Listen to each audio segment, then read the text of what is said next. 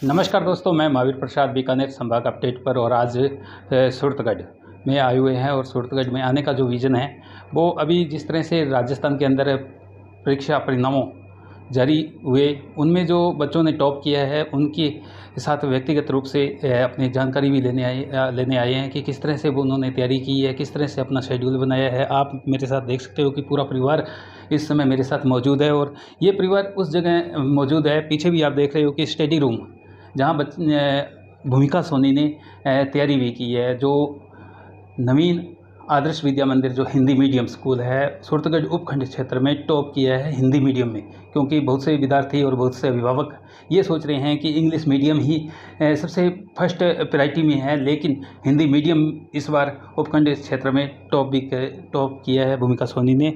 भूमिका सोनी, पहले तो आपको बहुत बहुत बधाई हो। धन्यवाद।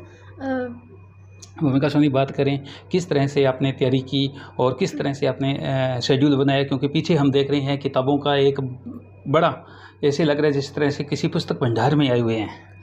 मैंने हमेशा से, मैं जैसे पहले भी बता चुकी हूँ कि मैं शेड्यूल पे रहती थी, तो उसमें जल्दी से जल्दी किताबों को करना, जैसे मैंने 7 बार किताबें की थी और उसमें भी मेरे मार्क्स सिर्फ इसलिए ही कटे क्योंकि मेरे हिंदी में कम रहे हैं, बाकी में 98 या 99 नंबर सभी में है मेरे। और अभी भी अगर आप मार्कशीट देखोगे मेरी, तो जियोग्राफी में 99 नंबर है मेरे, पॉलिटिकल में 98 और हिस्ट्री में 97। उनमें मेरे को पता ही नहीं कि मेरे नंबर कटे कहाँ हैं, अभी तक नहीं पता मुझे। तो जैसे मैंने कहा कि मैं शेड्यूल बना रही, तो उसमें ना एक बुक 2 दिन में पूरी करना, ये मेरा शेड्यूल रहता था मोस्टली। बात करें, आपने 8वीं में भी टॉप किया, अब 10th में आपने टॉप किया। अगर आपके परिवार पर नज़र लगाएं तो प्रशासनिक सेवा में बहुत संख्या में, इसलिए कि 10 से भी ज़्यादा आपकी प्रशासनिक सेवाएं में आपके रिलेटिव है, तो आप आगे जाकर क्या बनना चाहते हो? मैं आगे जाके आईएएस बनना चाहती हूँ, और वो भी फर्स्ट अटेम्प्ट में टॉप 10 में आना चाहती हूँ, क्योंकि उसमें ना सामाजिक सेवा का सबसे ज़्यादा क्षेत्र वही बड़ा है, इसलिए। अच्छा, तो साथ में भूमिका सोनी के पिताजी भी अपने साथ है। सोनी जी, बहुत बहुत बधाई हो कि आपकी गुड़िया ने सूरतगढ़ उपखंड क्षेत्र पर नाम रोशन किया है। धन्यवाद सर। सर, बात करें अपने हिंदी मीडियम, आपने हिंदी मीडियम को ही क्यों चुना? अदर भी ऑप्शन थे, जिस तरह से इंग्लिश मीडियम की भरमार है और इंग्लिश मीडियम जिस तरह से प्रचार में सबसे आगे रहती है, तो फिर आपने इंग्लिश मीडियम ही क्यों नहीं चुना? इंग्लिश मीडियम भी अच्छा होता है, लेकिन हिंदी मीडियम मैंने इसलिए चुना क्योंकि ये एक मातृभाषा है। बच्चा बचपन से जिस भाषा में बोल रहा हो, समझ रहा हो, उस भाषा में पढ़ना आसान हो जाता है। और हिंदी के सबसे बड़ी खासियत ये है कि इसके अंदर शिक्षा के साथ साथ संस्कारित गुण भी होते हैं। और मैं ये चाहता हूँ कि मेरा बच्चा जिस समय आईएएस बने, तो उसके अंदर जो है वो प्रशासनिक शक्ति के साथ साथ में उसके संस्कार उसके साथ हों, ताकि वो प्रत्येक गरीब परिवार का ध्यान रख सके।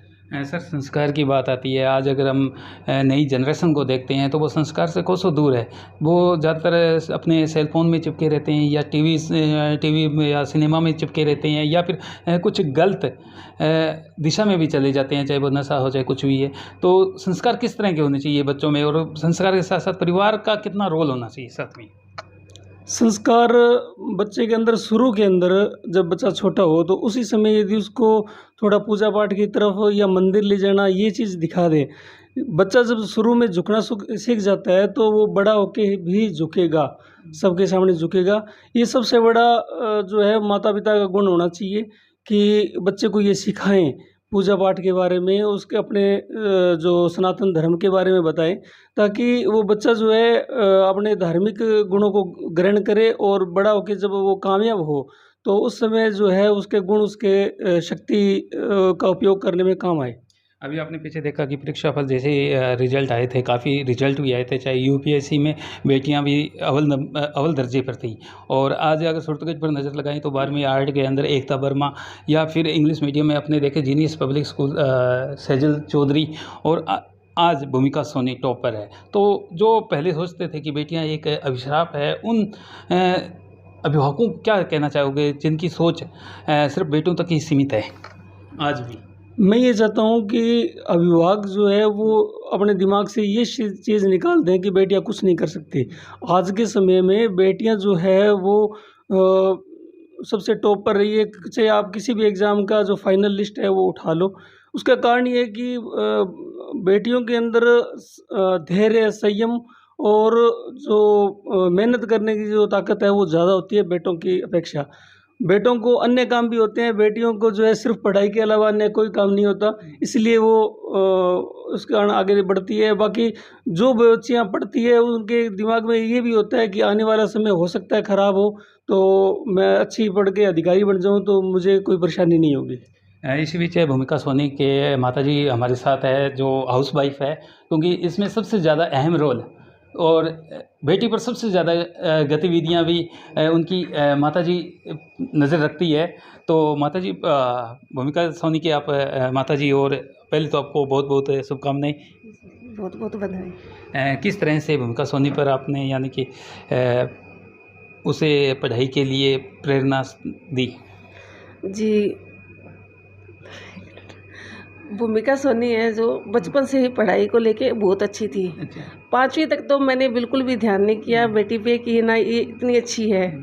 फिर 6th क्लास में जैसे परिवार में देखा कि सभी IAS RS है, उनकी बहुत रिस्पेक्ट हो रही है, तो तब से मेरे अंदर भी एक जुनून सवार हो गया कि मेरी बेटी भी कामयाबी हासिल करे और सूरतगढ़ का नाम रोशन करे, अपने माता पिता, दादा दादी, नाना नानी सभी का नाम रोशन करे।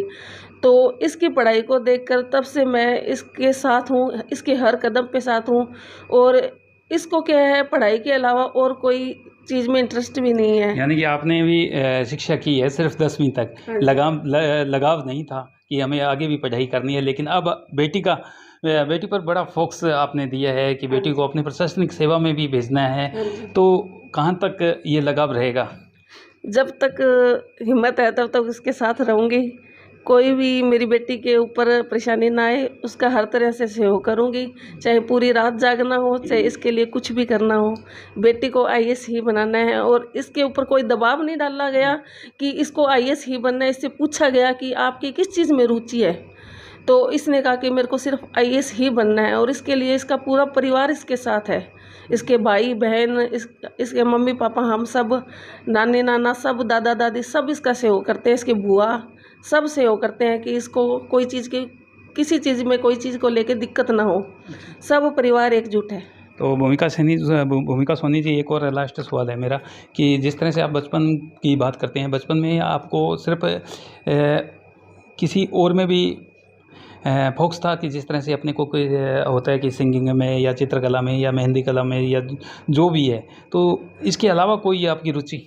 नहीं, मैंने 5th क्लास तक तो मतलब एंजॉय करते हैं तो उतना तो किया, लेकिन 6th क्लास से मैं सीरियस थी पढ़ाई में, क्योंकि मैंने देख लिया था कि किसकी कदर होती है, कि कला की कदर है या फिर मतलब पोस्ट की कदर है। तो मैंने वो देख लिया था, उसके बाद मेरी किसी चीज़ में रुझान नहीं रहा। हालांकि मेरी चित्रकला बहुत अच्छी है, मेरी मेहंदी अच्छी है, मेरे को सब काम आता भी है, लेकिन मैंने कभी कोई अन्य गतिविधियों में ध्यान नहीं दिया, सिर्फ और सिर्फ पढ़ाई में ध्यान दिया, क्योंकि मेरे को पता था आगे जाके यही मेरा जो है वो बनने वाला, इज्जत बनने वाली इसी से। तो इसी से मैंने अपने उसको बनाया, क्योंकि जहाँ पता होता है ना कि हमारा ये आगे काम देगा, तो उसी में। और इसमें ना मेरे परिवार ने मेरा इस तरह से भी सहयोग किया कि जब मेरे नंबर 8th में बढ़िया आए थे तो मेरे ताऊ जी ने केक कटवाया था, और 10th में भी मेरे जब नंबर बढ़िया आए तो मेरे को गिफ्ट दिए थे मेरे परिवार ने, कि किसी ने 5,000 दिए, किसी ने ऐसे 10,000 रुपये गिफ्ट दिए। हो गई। हाँ, पैसों की भरमार। अभी भी 12th में मुझे मेरी बुआ जी ने जो है वो 5,000 रुपये दिए, और मेरे परिवार ने भी ऐसे मतलब बहुत बड़े बड़े गिफ्ट दिए मुझे, और आशीर्वाद भी दिए। तो उस चीज़ से मोटिवेट होता है एक, तो वो चीज़ थी एक। नवीन आदर्श विद्यालय के बारे में क्या कहना चाहोगे? नवीन आदर्श विद्यालय के बारे में क्या कह सकती हूँ, वो तो एक अलग स्कूल है जहाँ पर उसने ना मुझे, मैं तो सिर्फ एक मिट्टी थी, उसने मुझे घड़ा बना दिया। उसने मुझे एक आकृति दी है कि मैं तो हमेशा से मतलब कोई व्यवहारिक ज्ञान मुझे बिल्कुल भी नहीं था। उसने मुझे बोलना सिखाया है, डिबेट स्पीच में उसने मेरे आगे रखा है, जिससे मुझे ना अपनी स्किल्स डेवलप करने का मौका मिला इसी क्षेत्र में। कर दो।